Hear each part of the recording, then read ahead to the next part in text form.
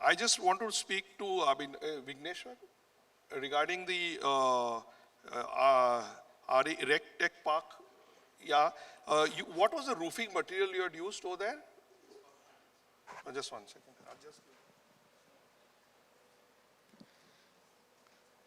We've used a puff panel. Puff panel. But in the middle, you had some skylight also, right? Yes, there was a central skylight which was added to the atrium area, which created a lot of dynamic lighting for the interiors. Yes. Yeah, it created good light and ventilation. Yes. I mean, light basically Yeah. for the center area. Central area. Yeah.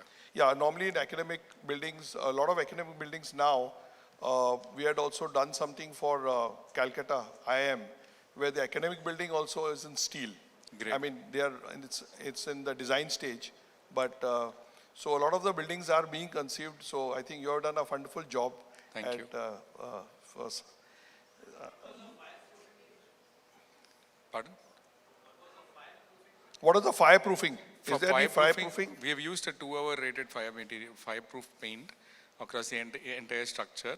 And being a G+2 structure with adequate evacuation protocol, this building doesn't come under the next classification of buildings under the Tamil Nadu Fire Control Department. Yeah. Can we have a mic over there, please?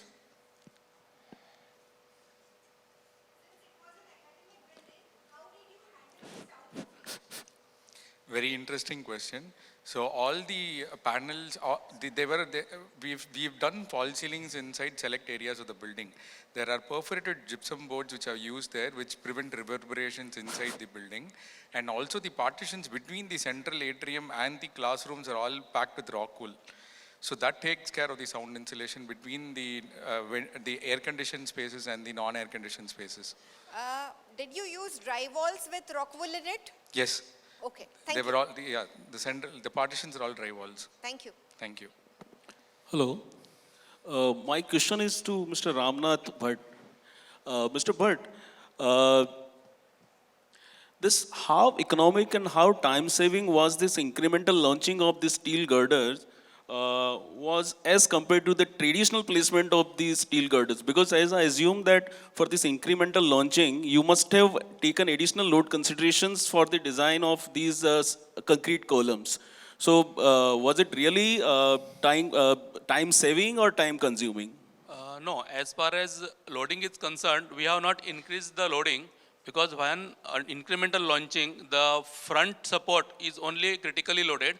But that also it is not a fully loaded as compared to the final loading, because we are launching only the girders, where it will be only a 20% of the load what will be coming on the bridge, because after the girders there will be a deck slab and there will be traffic load. So as compared to that load, this launching load is very much nominal.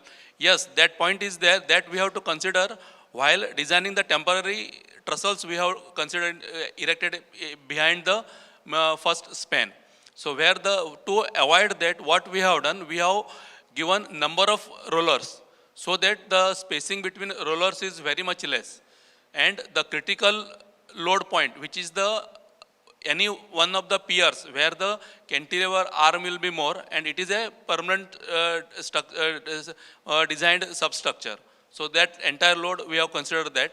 And this is the only method, or we can call it as a possible method, because there is no possible, because there are 12 spans. Out of 12 span, only 4 spans have been erected by this method. Because on either end there are 2 spans, which is the ground span. So that span is erected by the simple crane method.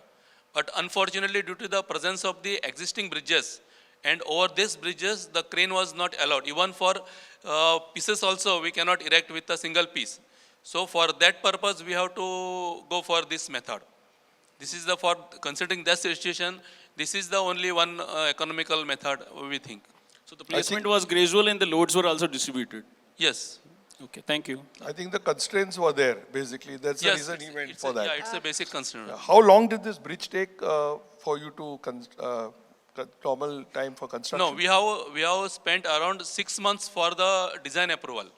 Because all the construction is hardly 15 days for one cycle. So the entire bridge got commissioned from start to finish, how much time? It hardly 1 month for erection. only steel girder erection. After that, there will be casting of the deck slab, and Yeah. after finishing work will be there. So what is the envisaged time approximately?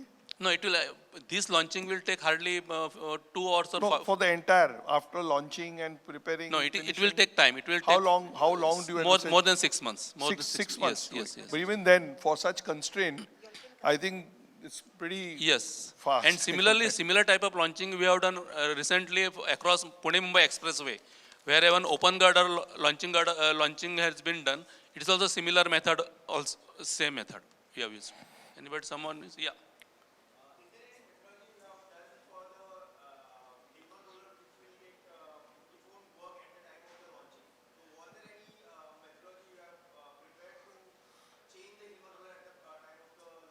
Yes, there will be problems because when we use a series of Hillman rollers, it will not, all Hillman rollers will not act efficiently because due to the movement of this girder, due to cantilever action, so in some Hillman rollers there will be a gap because there will be upward deflection of the main girder.